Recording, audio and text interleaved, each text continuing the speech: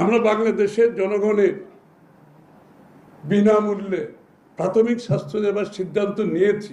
আজকে 14 মাসে বাংলাদেশ আবারও প্রতিনিধিত্বহীন একটি দেশ হিসেবে পরিচালিত হচ্ছে।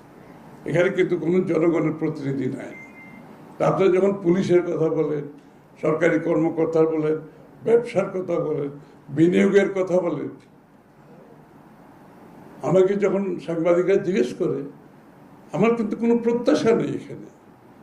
আমার প্রত্যাশা নেই এই কারণে যে সরকারের প্রতিনিধিত্ব নাই, যাদের পিছনে জনগণের সমর্থন পুষ্ট একটি সরকার শক্তিশালী, যে যার পলিটিক্যাল মাসেল আছে। তো পলিটিক্যাল মাসেলটা আসে থেকে জনগণের সমর্থিত একটা সরকারের মাধ্যমে, যেটা আজকে 14 মাস ধরে অনুপস্থিত, যেটা গত 16 বছর ধরে অনুপস্থিত ছিল।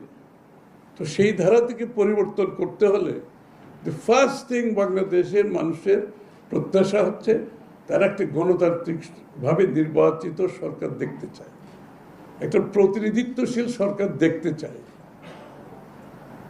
একটি প্রতিনিধিত্বশীল সংসদ দেখতে চায়, সরকার দেখতে চায়, যেই সরকার তাদের কাছে দায়বদ্ধ থাকবে, জবাবদিহি থাকবে।